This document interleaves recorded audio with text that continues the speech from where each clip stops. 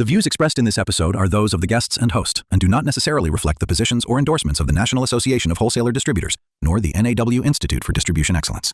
This podcast is produced as part of an independent research fellowship and is for educational purposes only, not professional or business advice. The organizations that tend to get left behind by technological change aren't the ones that lack resources. Instead, they're the ones that waited until they fully understood something before they acted on it. By then, the window has moved. Welcome to Distribution at the Crossroads. I'm your host, Nick Pericles. This podcast is produced in partnership with the NAW Institute for Distribution Excellence. Konrad Konarski and I recorded this episode virtually, though over the last year, the two of us have shared time together in Kentucky, in San Francisco, and in Houston over some good food. And every time that we get together, the conversation is worth it. Konrad Konarski is a software engineer by training who has spent the better part of his career at the frontier of emerging technology.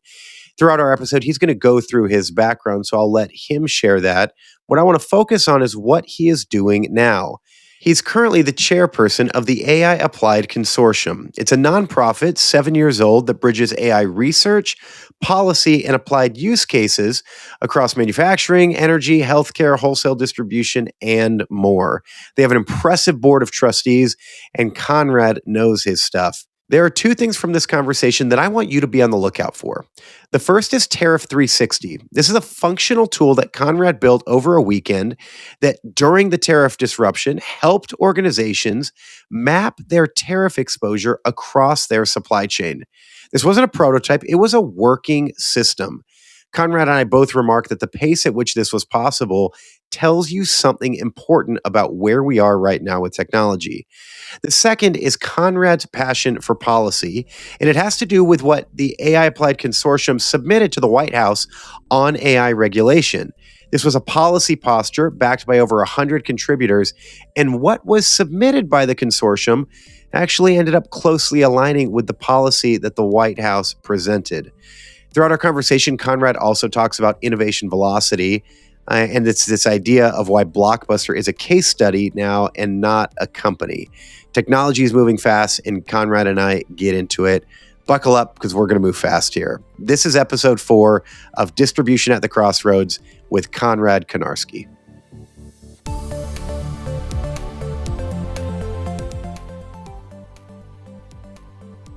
Konrad Konarski, welcome to Distribution at the Crossroads, sir. Hey, Nick. Thanks for having me. Glad to be here. We are sitting in the second month of the new year, and you and I both were talking before this, how quickly it's gone, just keeping up with everything that's going on in both of our worlds, of course, heavily centered around AI. Isn't that right? Yeah. Both in my personal life and with the innovation velocity of artificial intelligence, not just this year, having been in it only 1 month, but just in the last 2-3 years, just a dramatic change in the art of the possible. Art of the possible is right. Well, Konrad, you and I have gotten to know each other over the last year or so, and what you are doing at the AI Applied Consortium, I know many folks who are members of the NAW and friends of the NAW are aware of the partnership, but would love to hear from you a little bit about your background, and then tell us about the AI Applied Consortium. What do we need to know? Sure. So I guess I'll start with my background, just a little bit for context, right?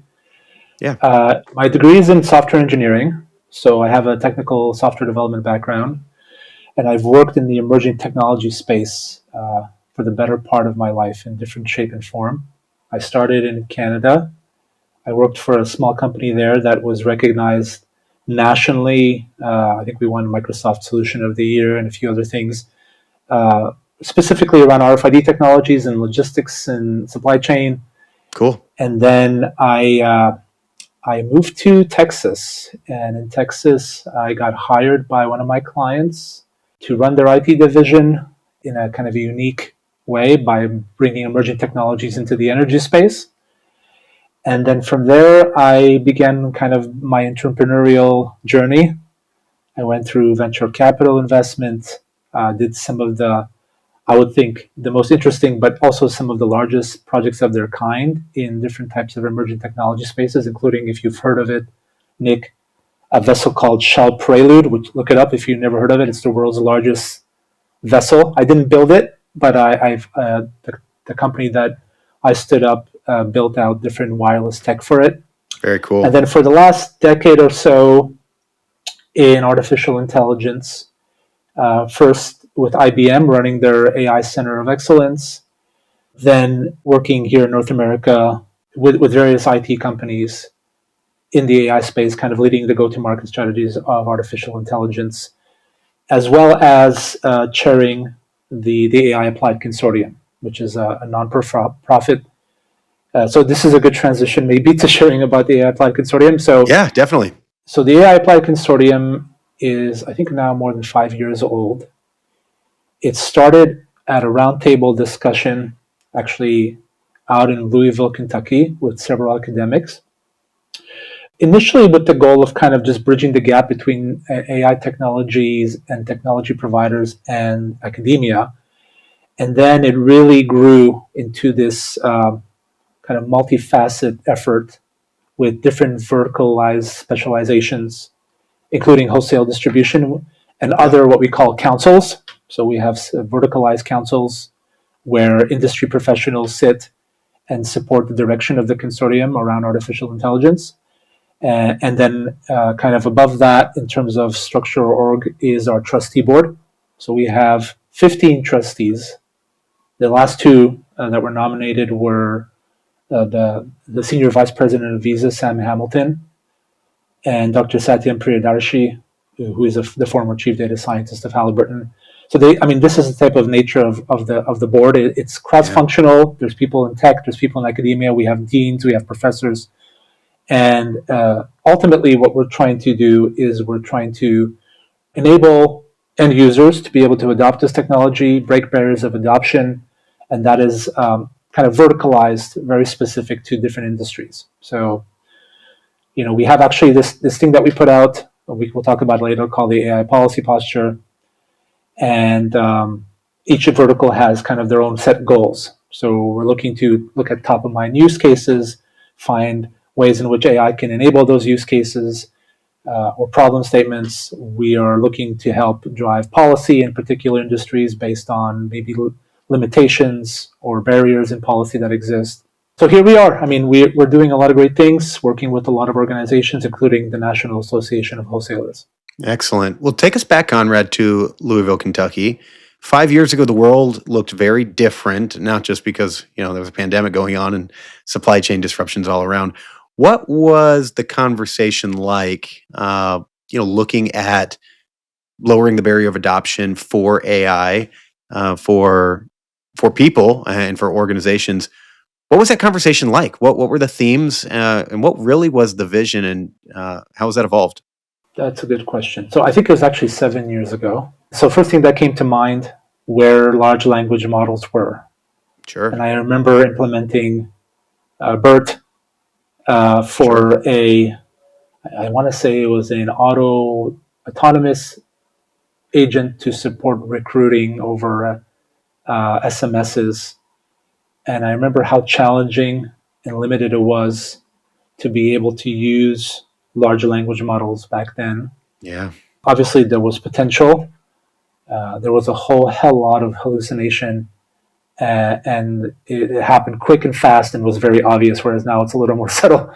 So from where we were then, even in that space, and that's just one of many evolutions of artificial intelligence, to where we are now, where the large language models score at PhD levels in different problem-solving tests, and they can generate synthetic imagery that looks, close to realistic, and not just so that I can show my mother-in-law fake pictures of me with politicians, but in actual, like for purpose application, Sure. that synthetic data can enable a lot of different things in operations and logistics, where you're trying to train different types of models to identify scenes and interpret scenes.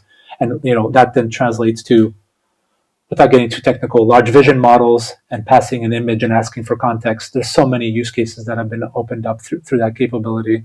Yeah, unlimited value that can be unlocked. Talk to me about, you sit across multiple verticals as the chairperson of the consortium. What are people thinking about? How are they thinking the same or different, in manufacturing, energy, the public sector, social good, wholesale distribution. Well, you memorized most of them there. That's pretty good, Nick.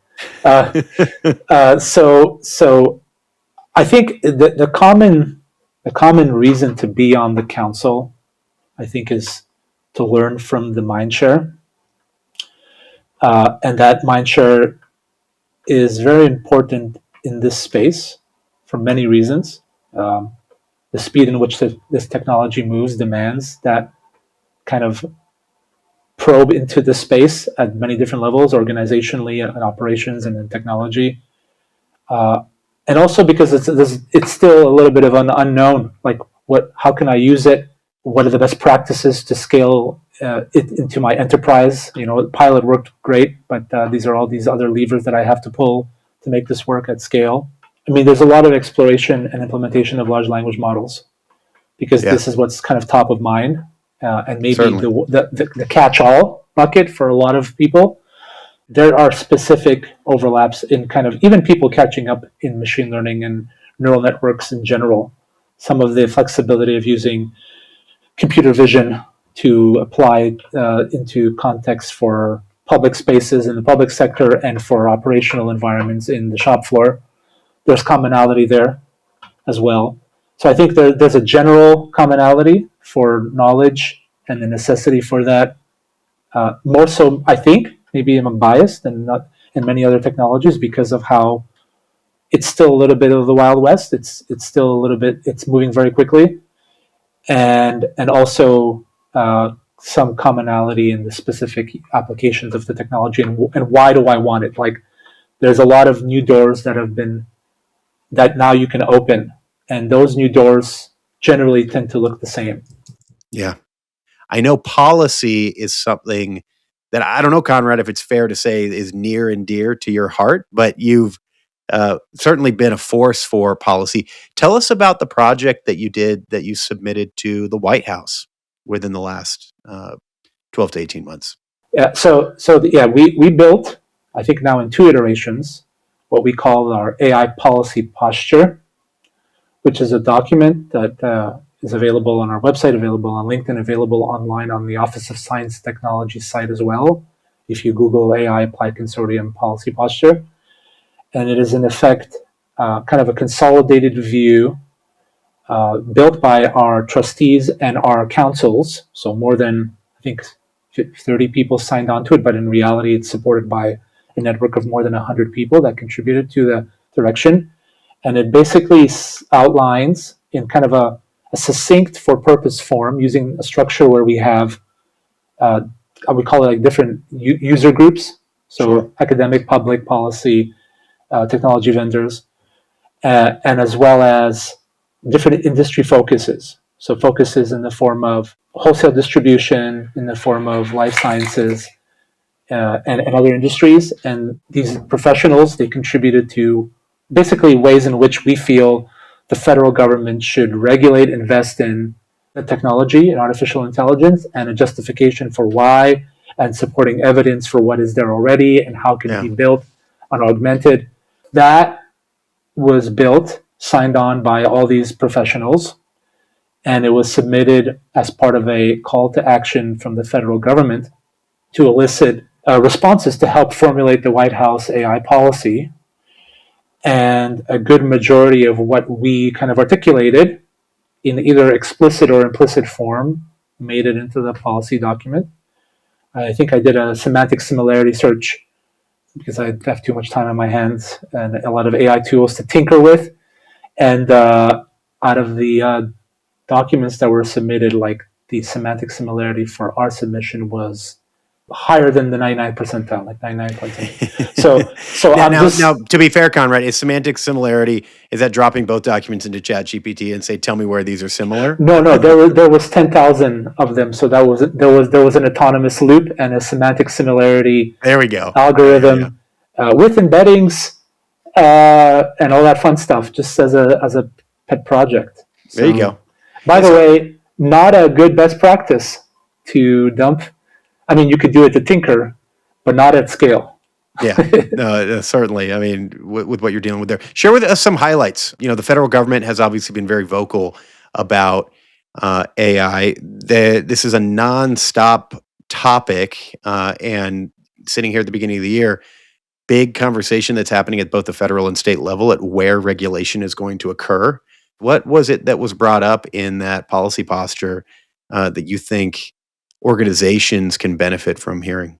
Yeah, I mean, I think the way that we built it, it's predominantly focused on kind of for purpose. Here's what we need to do to enable practitioners, academics. Here's what we need to do, but to enable the energy sector to be competitive and excel against other energy providers, internationally with artificial intelligence. It's designed to say, hey, we need investment to be able to enable frontier models to be built. We need people to come together to build best practice frameworks to help with organizations to stand this technology up faster. That's kind of the intent. And so the we need is very theoretical. That's why we have this policy to practice initiative that we built we built a subcommittee formulated from our trustees. We actually have a representative from NASA on there as well that just recently got on. And that committee is intended to look at these postures and say, like, well, here's how we can enable these different things. And some of that is like a discrete thing. Hey, let's actually build a framework and then see if it's something that can help. Or let's build a project to help demonstrate how this technology can work. Or it's more policy related, in which case we try to work with our partners on that. NAW being one of them, and U.S. Center of Advanced Manufacturing being another, and there's a few more kind of verticalized groups because they have the front lines, if you will, into that space. Yeah, and they have an understanding of what's happening within the market and what these organizations that are contributing a significant amount to American GDP, what's top of mind for them. I was at a conference recently, Konrad, and you weren't able to make it because it was snowed. And for a guy down in Houston, I know you said it wasn't snow. It was ice. It was ice. It was ice. It was cold, and it was to give everybody. It was cold. It was cold, says the guy from Houston. Well, it was cold. I think a little bit of cold and a little bit of ice here in Texas, and everything shuts down. Everything shuts down, exactly. Well, the reason I bring this up is at the NAW Executive Summit earlier this year, there was a speaker the first day who talked about AI and asked organizations from the stage to raise by hand. And she paused and she said, no, really, I want you to raise your hand. Which organizations have an AI policy, which is a very wide topic. And then she said, of those organizations that have it, how many of your employees do you think really understand it? And almost all hands, I'd say probably 25% of the hands went up for the first question, and then pretty much every hand went down for the second question. Talk to us about, if you're an organization, you're a distributor, you're a manufacturer, what does an AI policy mean? Is this just another task that the information security team needs to add to their to-do list? What can it do to really empower the organization? What have you seen? First, I'll say that I've had someone tell me our AI policy is don't use ChatGPT. Go through Copilot, right? It's more common than you think, Konrad. Yeah. And that's it. That's the policy. I think the policy, it's grounded probably it kind of depends on how encompassing you want that policy to be and with what purpose. I think the policy, if it is encompassing, should be grounded in kind of a broader strategy for what I'm trying to do with this technology, and how can I capture all the organizational signals that help me direct it properly. And that then translates to, an IT policy on enterprise architectures for building AI agents and data governance with the new lens of, unstructured data and textual data, and how to exchange information correctly and securely, where now there's new vectors in which it can be compromised. And so it's, I think if you break it down, it should include a vast amount of things. Maybe at a top level, it should be a statement that articulates the overarching goal of what the organization is trying to do with AI and how it needs to get there. And then maybe that then defines all the IT policies and the business policies around application and things like that. So Yeah. I don't know if there's a simple answer. I think policy in an organization is specific. It could probably be borrowed from some best practices of other organizations in the like spaces. Policy for what we represent in policy and AI policy, it's a little different. I'm not trying to. I'm not saying you're trying to make the connection, but the connection is just, I would say, if there are federal guidelines, then you have to abide by those federal guidelines as you develop your own internal strategy. I think the federal government today is trying to compete at a global level with other state actors. They're trying to reduce the roadblocks, for better or for worse, to enable that. And I think it could be for the better, as long as then the organization takes it upon itself to build that policy in a way that considers all those moving parts, including like responsible AI, for example, right? Like if like I said, it's a little bit of the Wild West. It's up to the companies to guardrail and control and for the better of the evolution of the technology and its employees, define a policy that isn't just strictly shoot first and ask questions later. Yeah, no, I think you brought back when you said an organization can take that as an opportunity to share what it is that they're trying to accomplish as a business, and then how technology, particularly the advancements of what AI is enabling, can do, is a great way to talk about it. Let's go back, Konrad. In May of last year at the MDM Shift conference with the NAW, you shared from the stage what you had been working on with Tariff 360. That was the topic of the time. And behind the scenes, it actually continues to be an important discussion point, but it doesn't get as much airtime now. Tell us about Tariff 360. What was the idea? And I think what folks would find most interesting is, how did you build that? Like, what were some of the new capabilities that you had used? You're going to make me do the whole weekend. I built this over a weekend. It's a great story. Sure. And more than a great story, I think it emphasizes the impact that artificial intelligence is having on software engineering. Yes, yeah. So where this idea came from actually was, we were working with NAW and they rescheduled one of the calls, saying, we have the tariffs are top of mind. Let me reschedule, because all the people that we're dealing with now, they're dealing with this new tariff that just came out, and we have to, address that. So I'm like, well, hey, that's top of mind for this industry. That's actually a perfect use case for what we want to potentially accomplish in this space, is build out an AI accelerator that demonstrates the value of artificial intelligence for a top of mind problem, right? And not only that, but I think the problem in and of itself is an ideal problem for AI to solve, because you have lots of information, somewhat unstructured, constantly changing. And so fundamentally, people don't do well to digest that information actively and then make decisions on it. Yeah. And that's just human nature with any type of fluid situation, is it not? Exactly. So we worked with some of the consortium members, with the guidance of NAW, with some students that were working on our other programs, with some professors and some technology folks. And we built this research project. But it started actually through a functional prototype that I built over the weekend, using a combination of Versal and kind of just code-generated scripts that I modified, and a vector database that I stood up to be able to hold some of the information to fit all these insights into the context window of the large language model.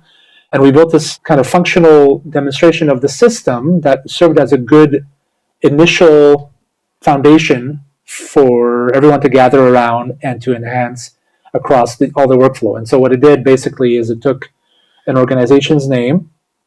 You could type it in the name. It retrieved insights on that organization from both public knowledge, so it used its own world model, and also some specific APIs that were available to be able to retrieve, like, call it financials and other stuff from a particular organization, pulled that into the agent, digested it, then went ahead and kind of profiled the organization.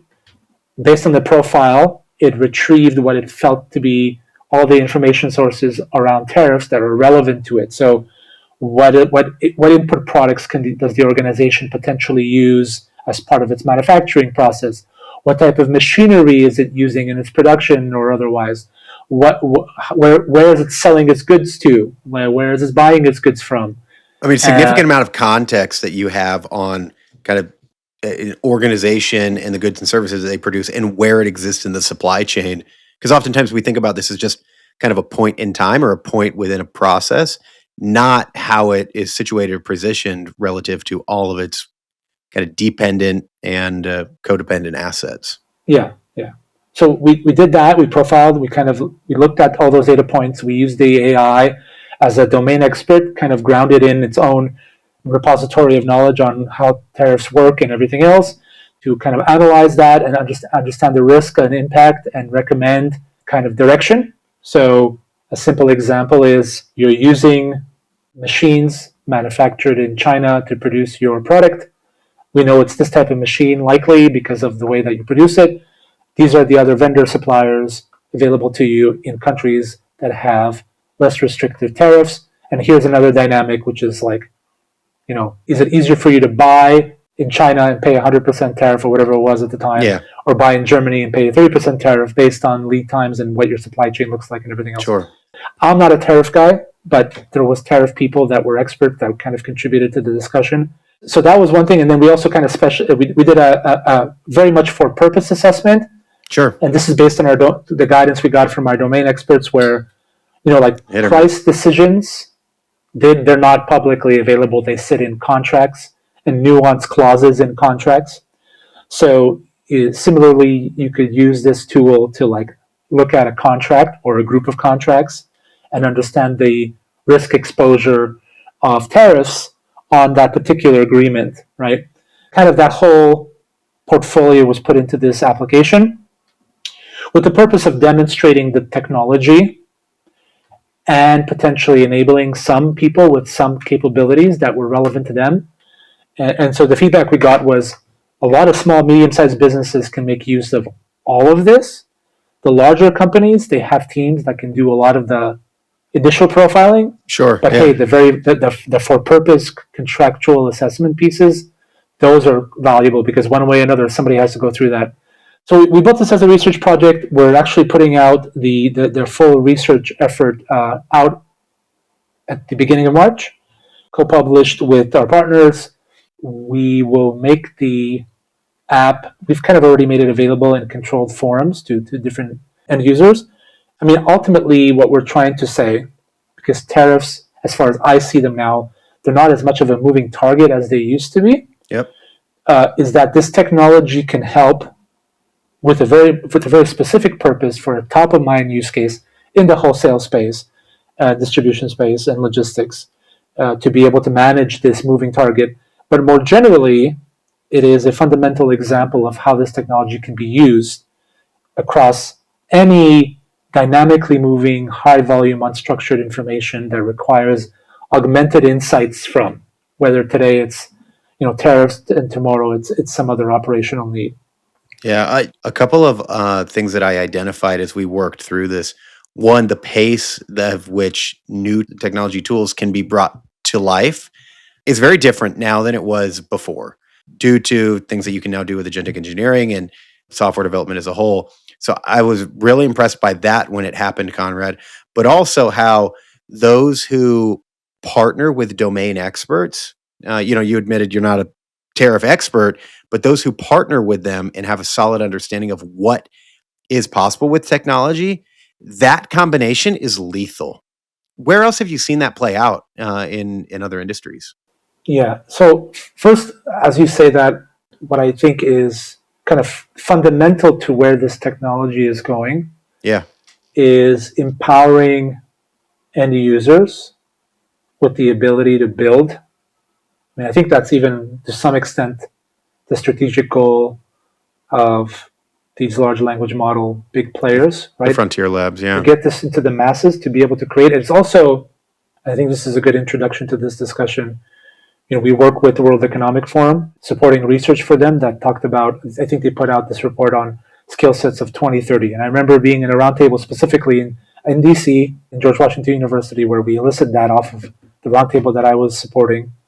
And part of what we were focusing on was AI, and what does AI look like in 2030? What skill sets do you need? And it was kind of collectively, we came to the conclusion, creative thinking, problem solving, resilience were three fundamental soft skills, mind you, grounded in the idea that AI will abstract low-level technical skills to the point where you still need to understand what it's doing. You still need to have critical thinking.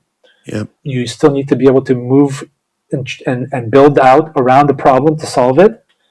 And you still need to be able to adjust, being resilient to the moving, evolving technology. But if you have those three skill sets, you can really do great things with it. Oh, And certainly. I think that speaks to like this idea of like, well, where have I seen domain experts build? I think, across any industry that I work in, domain experts are supporting and driving kind of the direction of where this technology can go and what it can do and open new use cases and new doors, new ways of solving problems. If you want a specific one, I don't know if I can disclose too much, but I know that like I work a lot in industrial manufacturing, energy, healthcare, and those are not the top statistical verticals. I think financial services and maybe legal is for Legal some of services, the for the technology, and I see so much in that space in terms of new ways in which people are using technology to kind of flip the switch, right? Historically we relied on this one domain expert with 30 years of experience. I'm exaggerating, 50, and the decision chain was so long, and we want to be able to empower operators to do things because now AI can guide them. We want to have consistent ways in which we look at what's the best of breed of a particular way of doing it that historically we haven't been able to capture because it's nuanced in tacit knowledge. Now we can look at what is good tacit knowledge, what is bad tacit knowledge, and essentially bring the best of what gets the job done in front of the individuals using this technology. Yeah. No, that's significant. As we prepare moving forward later this year with the National Association of Wholesale Distributors, NAW, Texas A&M, and the AI Applied Consortium, there's going to be a symposium where topics like this, like the future of work within the industry, applied use cases, what academia is doing on all of the use cases that the industry cares about, order entry, order automation, quoting, pricing, inventory, you name that. What is it that someone who attends a symposium like this can expect, Konrad? Well, they can expect, I guess, to see both you and me. Worth the price of admission right there. So these symposiums, the consortium does these about 4 or 5 times a year. They're predominantly hosted by like our ecosystem. So either large organizations. You were at the Visa one last year. That I think was a big success, right? Yeah, and University of Kentucky. And University of Kentucky, that's right. So those, our academic partners, our industry partners host us. We have a group of our trustees that attend. We have local individuals that attend, academic and industry people. And we try to make the discussion vertical agnostic, but also with the intent of sharing the vertical challenges and successes so that other verticals can learn. We're actually trying to incorporate now our policy to practice initiatives into these, listen to an industry, listen to them to help them along in terms of guiding their AI policies there internally, but also to listen to them at scale to actually incorporate their voice into future federal direction. So we're going to be incorporating that into some of our symposium content. And I think, fundamentally, right, a lot of cross-functional industry experts, so people in operations, people in technology, people that are from academia, speaking about artificial intelligence with the purpose of sharing knowledge so that it can benefit the group, either to help them along in strategizing the direction How do I take my idea and bring it to life? How do I take my pilot and bring it into the enterprise? How do I fix my problems that I've challenged with right now, both operationally and maybe technologically? So all those lenses. And I mean, I think maybe the other unique thing is that it's like we're not selling you anything. We're a Yeah. non-for-profit. Everybody there is from a different organization.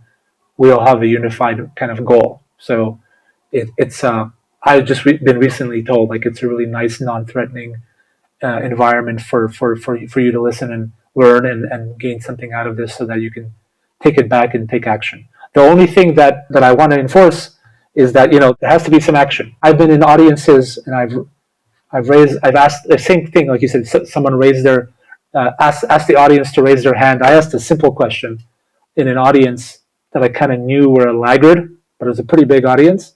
Who has used ChatGPT? It was like 3/4 of the people hadn't.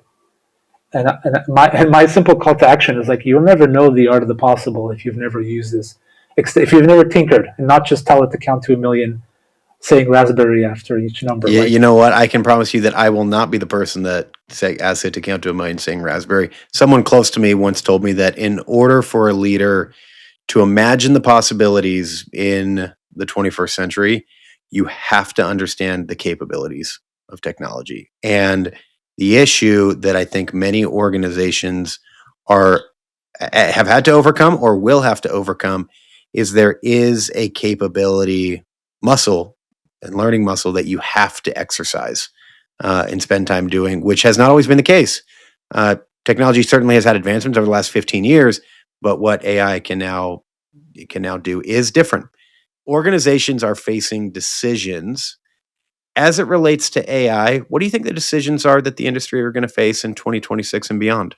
So decisions in terms of investment, decisions in terms of take it how you will, sir. What I see, not with everyone, and maybe not even with the majority, but with some organizations and some individuals within an organization, is that I think one, because AI is such a disruptive technology, and because it's, I mean, call it bias, both for me and you, but I mean, ultimately, I don't think it's biased. Such a powerful technology. It really shakes up the status quo and brings people out of their comfort zone.